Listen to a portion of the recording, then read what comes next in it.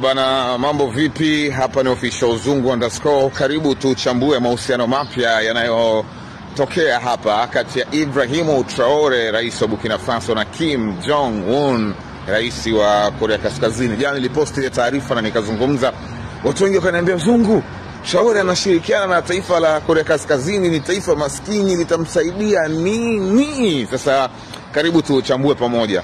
Kwanza nakiri, kutokana na sababu za vikwazo vya kiuchumi, Korea Kaskazini ni taifa ambalo ni maskini kama baadhi ya watu ambao wameandika, lakini taifa hili ni maskini ila lenye nguvu kubwa sana ya kijeshi.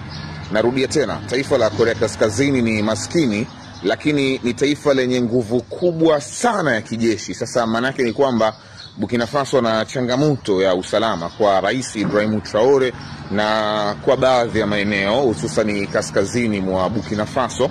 Kwa hiyo ambacho wanakifanya ni Korea Kaskazini kuwasaidia kijeshi, sio kusaidia uchumi wa Burkina Faso. Hapana, ni kusaidia ulinzi wa Burkina Faso. Na hivi tunavyozungumza tayari makubaliano yamefanyika. Zaidi ya wanajeshi 700 wa Korea Kaskazini watasafiri hadi Wagadugu tayari kabisa kuhakikisha ulinzi wa Ibrahim Traore unakuwa vizuri na ulinzi wa operesheni mbalimbali za Burkina Faso juu ya kupambana na magaidi. Kwa hiyo ni mkataba ambao una faida sana kwa Burkina Faso kwa sababu ya nguvu ya kijeshi ya taifa la Korea Kaskazini. Na watu wana nguvu yao tunaijua. Urusi waliwapa mission ya kwenda Kaski kule kuwatoa Ukraine.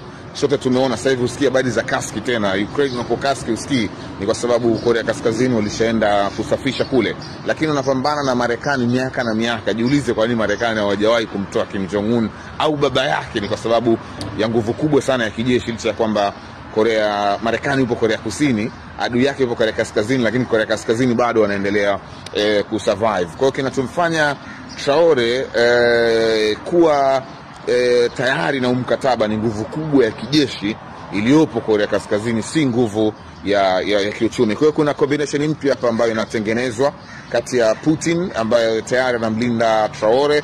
Sasa hivi Kim Jong-un naye ameingia. Tunasubiri pia Nicolas Maduro, walifanya mazungumzo Nicolas Maduro, rais wa Venezuela. Kwa hiyo kuna combination ya aina ya maraisi ambao kwa mujibu wa nchi za magharibi si waliotokana na demokrasia, ila ni vipenzi ambavyo wanaonekana wanaleta mabadiliko kwenye dunia, kama Ibrahim Traore, Vladimir Putin, Nicolas Maduro, ingawa anakumbana na upinzani kwa wananchi wake, lakini pia naye ni rafiki yao. Kwa hapa nashaka umenielewa sasa kuhusiana na ushirika huo kati ya Ibrahim Traore na Kim Jong-un. Wanajeshi 700 wa Korea Kaskazini watawasili pale Wagadugu. Kazi yao ni mbili tu, kumlinda Traore dhidi ya mapinduzi na kuilinda Burkina Faso dhidi ya magaidi. Hapa ni official Zungu_. Karibu tuchambue pamoja.